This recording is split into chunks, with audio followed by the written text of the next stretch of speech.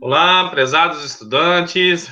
Hoje iremos continuar nossa sessão de estudos na disciplina de Química aí. Sejam bem-vindos aí à nossa aula. Eu sou o professor Adriel.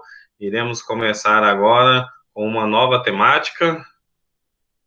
Vamos lá. Então, hoje, pessoal, hoje nós iremos estudar sobre a tabela periódica. Bom, o que diz a tabela periódica, né? O que é a tabela periódica?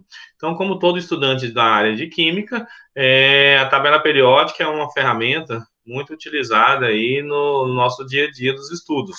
Bom, mas como surgiu essa questão da tabela periódica? Por que ela tem esse nome chamado tabela periódica, né? Então, vamos lá.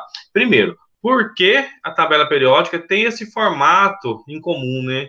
E como os elementos são organizados. Então, hoje, nessa nossa aula, nós iremos estudar um pouquinho sobre a sistemática, sobre a organização desses elementos químicos dentro da tabela periódica. Por que eles são divididos dessa maneira, esse agrupamento que é feito na tabela periódica. Beleza? Vamos lá, então. Primeiro passo, pessoal, para a gente discutir um pouquinho sobre a tabela periódica, né? Então nós temos que estudar sobre duas leis, que são chamadas leis periódicas. Então dizemos que um evento ele é periódico quando ele se repete regularmente em função de determinado parâmetro. Então, por exemplo, aqui, vamos colocar aqui esse gráfico, onde eu tenho aqui evento e o parâmetro de estudo.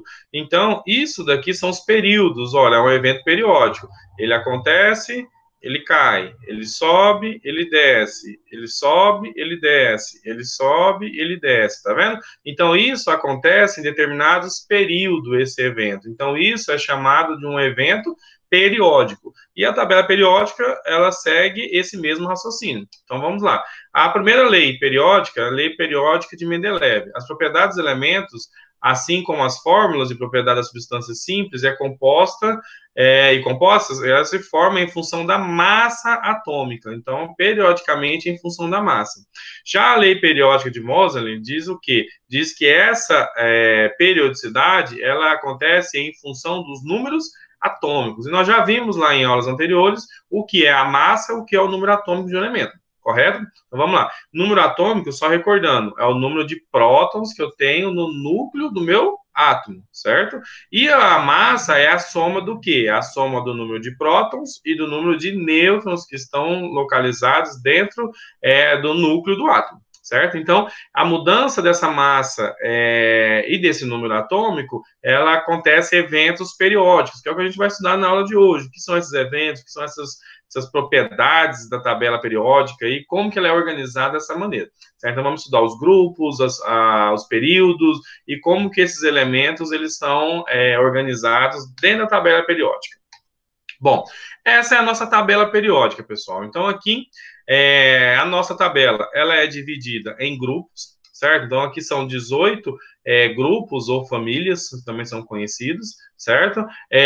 E 7 períodos ou camadas. Então, aqui eu tenho o grupo 1, ou famílias, que são chamados, né? Metais alcalinos. 2, metais alcalinos terrosos. Aqui é a família ou grupos chamados os elementos de transição, certo? Transição interna e transição externa. Então, aqui esses rosas são os elementos de transição externos, certo? E o azul claro aqui são os elementos de transição interna, que são chamados lantanídeos e actinídeos, que estão localizados bem aqui nessa região da tabela periódica, certo? Então, esses amarelinhos aqui são chamados elementos representativos. A gente vai ver por que eles são chamados com esse nome e o que ele diferencia dos outros elementos. Bom, se vocês observarem aqui, o hidrogênio ele é o único que está com a coloração branca, certo? Por quê? Porque o hidrogênio ele é uma exceção dos demais elementos. Ele não é um metal, certo? Então, ele está acondicionado aqui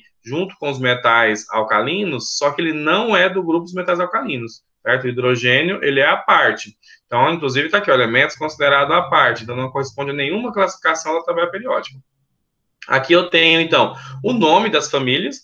Então, a família 1 é metais alcalinos, 2 alcalinos terrosos. Aqui, no 13, que aqui eu já falei para vocês que esse rosinha aqui é o grupo ou família dos metais, dos elementos, né, ou metais de transição. Então, 13 aqui são representativos e é chamada família do boro. 14, família do carbono. 15, família do nitrogênio. 16, os calcogênios. 17, halogênios. E aqui os gases nobres. Na aula de hoje, a gente vai estudar cada família, as propriedades de cada família aqui dos elementos representativos.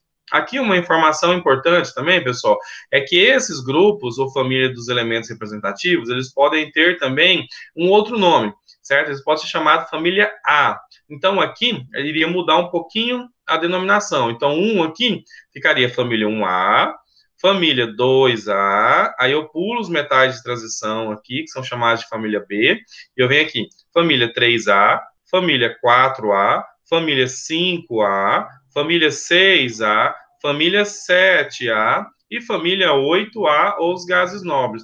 Por que é importante também, pessoal, esse nome de família A ou família B? Porque quando nós formos estudar o próximo conteúdo, que vai ser ligação química, é muito importante porque esse número de 1A até 8A, ele representa o número de elétrons que tem lá na camada de valência, que é a última camada a ser preenchida, que nós já estudamos lá na distribuição eletrônica, certo? Então, continuando aqui o estudo sobre tabela periódica. Bom, como eu falei para vocês, os elementos representativos. Então, elementos representativos, aqui, são esses amarelinhos aqui, ó, voltando aqui na nossa tabela, certo? Então, o que eles têm de comum? Por que eles são separados, então, como elementos representativos? São aqueles que apresentam o elétron mais energético em subnível S ou subnível P. Então, por exemplo, aqui eu tenho o potássio, e aqui eu tenho o cloro. Então, aqui, se vocês observarem, olha só, o potássio, o último elemento, o último elétron a ser adicionado é no subnível 4s.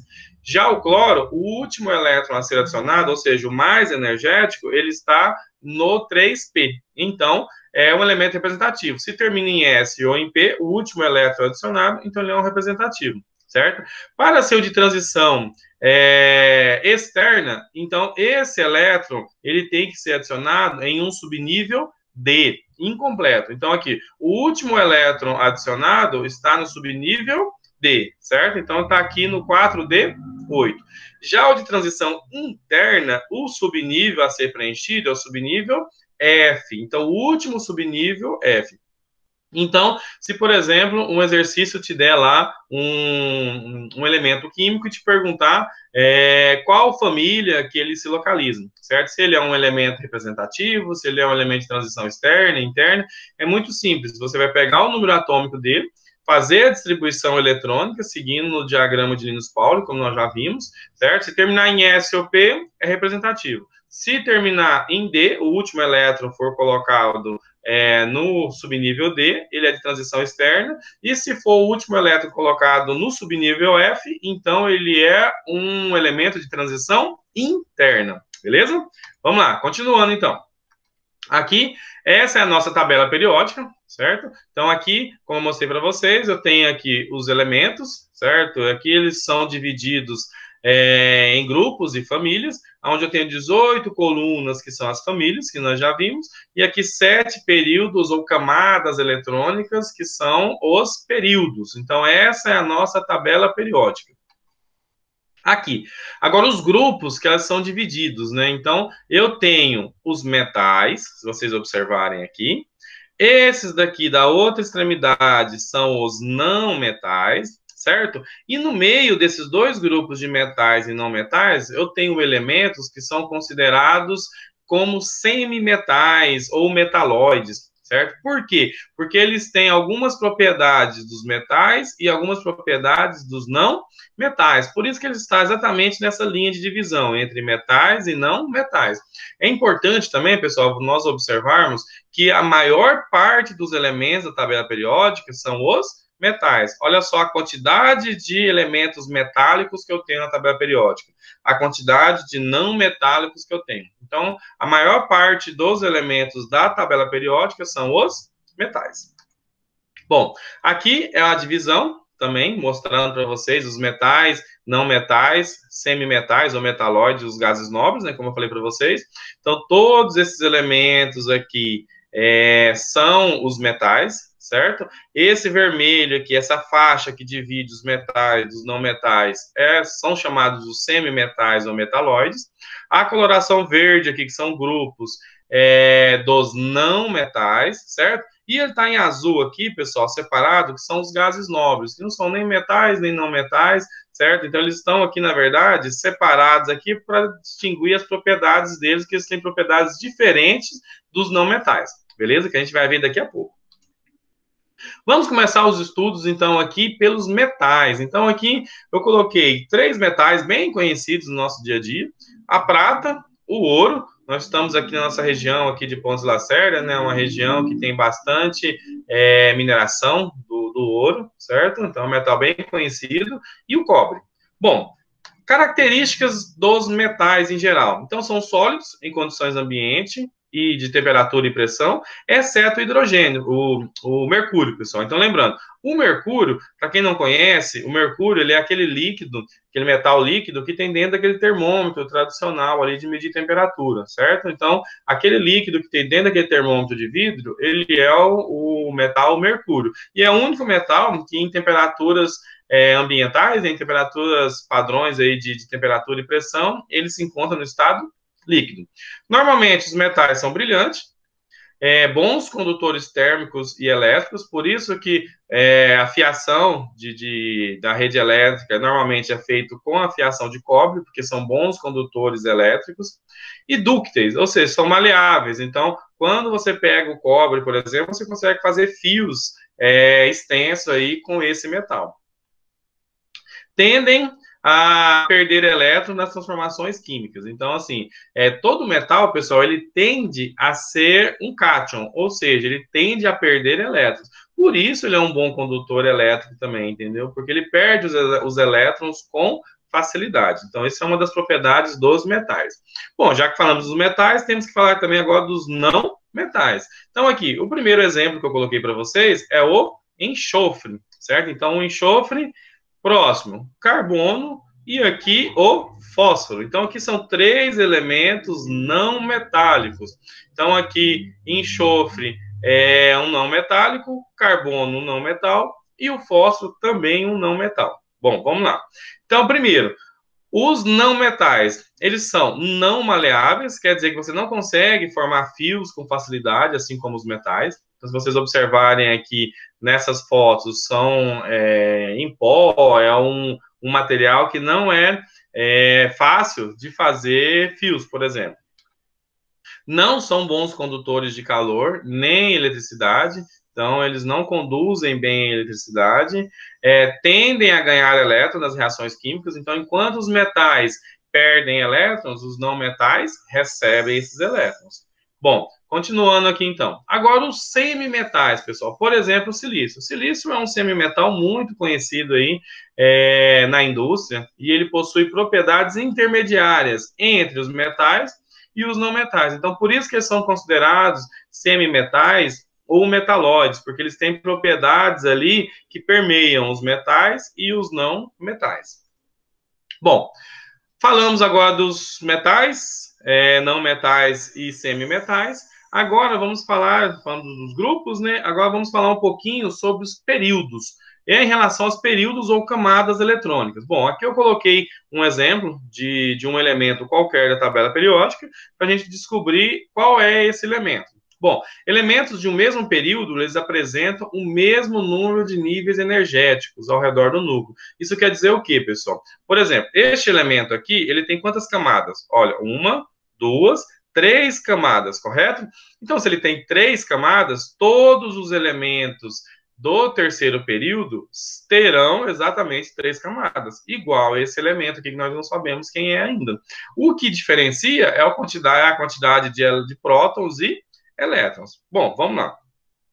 Nessa figura aqui, ela representa um átomo de qual elemento químico? Como eu vou saber qual é esse elemento químico? Muito simples. Aqui ele já me deu até o quantitativo de elétrons. O que eu vou fazer, então?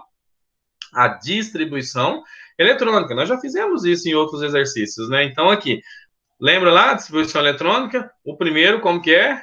1s2. Lembrando, 1s2 por quê? São 2 elétrons aqui na primeira camada. Eu só tenho o subnível S, beleza? Agora eu vou para a segunda camada. Segunda camada aqui, 2S2 e 2P6. Então, aqui eu tenho o subnível S e o subnível P. Então, ao todo aqui eu tenho 8 elétrons aqui na minha camada segunda, no meu segundo período, correto? E para finalizar, o terceiro, 3S2 e 3P1. Por quê? Porque eu tenho um elétron, dois elétrons e três elétrons na camada 3, ou no período 3.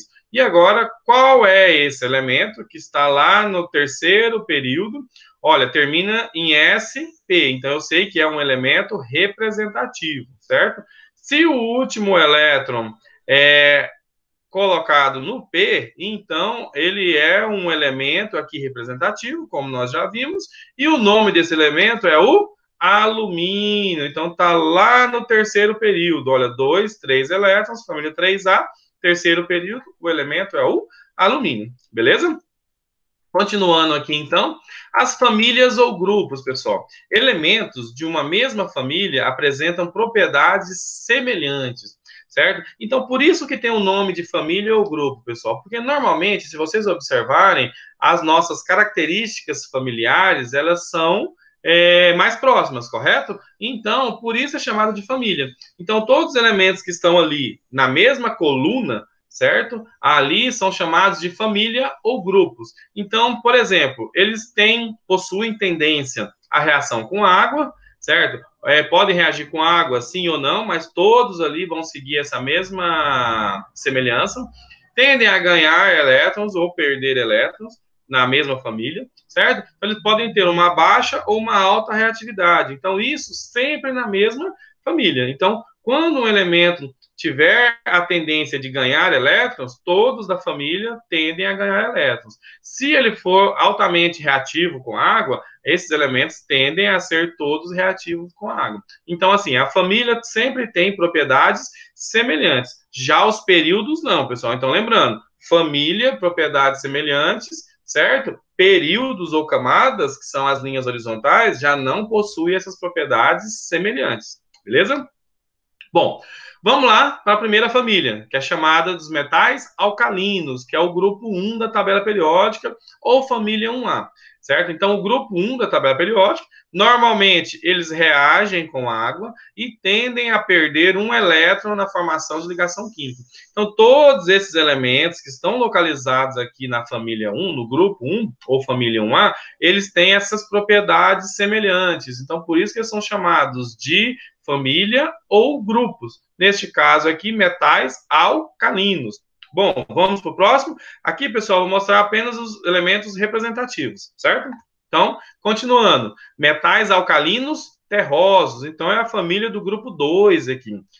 Esse grupo 2 é chamado também de grupo 2A, família 2A. Então, aqui eu tenho vários elementos: berílio, magnésio, cálcio, estrôncio, bário e rádio. Todos esses elementos aqui pertencem ao mesmo grupo, reagem com água e tendem a perder 2 elétrons na formação de ligação química. Então, eles tendem a perder esses elétrons e sempre 2 elétrons. Beleza? Então, isso é o que representa a família. Semelhança nessas reações. Bom, continuando aqui, o grupo dos calcogênios. Então, calcogênio aqui, pessoal, é a família 6A, lá do oxigênio, certo? Então, é o grupo 16 na tabela periódica e tendem a ganhar elétrons na formação de ligações químicas. Então, aqui, eles tendem a ganhar 2 elétrons, neste caso aqui. Então, ali, ganha 2 elétrons para ficar com 8 e seguir a regra do octeto nas ligações químicas. E aqui eu tenho os elementos conhecidos: oxigênio, enxofre, selênio, telúrio, polônio. Então, aqui são os elementos chamados calcogênios. E aqui, pessoal, tem uma curiosidade, que é em relação ao polônio. Bom, esse polônio é um nome bem semelhante, né? Polônio. De onde vem esse nome, pessoal? Ele está relacionado a quê? A Polônia. Por que isso, pessoal? Foi uma homenagem que o casal Pierre e Marie Curie, em 1898, descobriu o polônio. Eles homenagearam a Polônia. Então, aqui eles deram o nome de polônio em homenagem à Polônia, certo? Então, são o casal Pierre e Marie Curie, que foram os cientistas que descobriram o polônio e deram o nome de polônio em homenagem à Polônia, que são o país de origem deles. Aqui, continuando. Os halogênios, que é a família 7A ou grupo 17, contém os elementos com maior tendência a ganhar elétrons. Então, aqui, pessoal, nós vamos estudar lá nas propriedades periódicas o que é essa tendência, o que define essa tendência de ganhar elétrons, certo? Então, neste caso aqui, são os elementos que a gente chama mais eletronegativos, ou seja, tem mais tendência em ganhar esses elétrons, que está na família 7A. Família 7A, ou também chamada de família dos halogênios.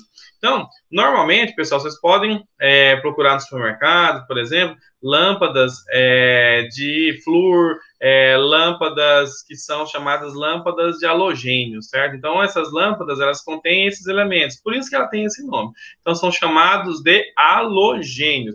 Todos esses elementos aqui, pessoal, eles possuem 7 elétrons na camada de valência, ou seja, na última camada a ser preenchida. Então, nesse caso, esses elementos, eles precisam de um elétron. Então, a tendência deste grupo, chamado grupo dos halogênios, é receber um elétron. Então, ele recebe esse um elétron e fica estável. Por isso que são chamados de família ou grupos. Todos eles possuem propriedades semelhantes.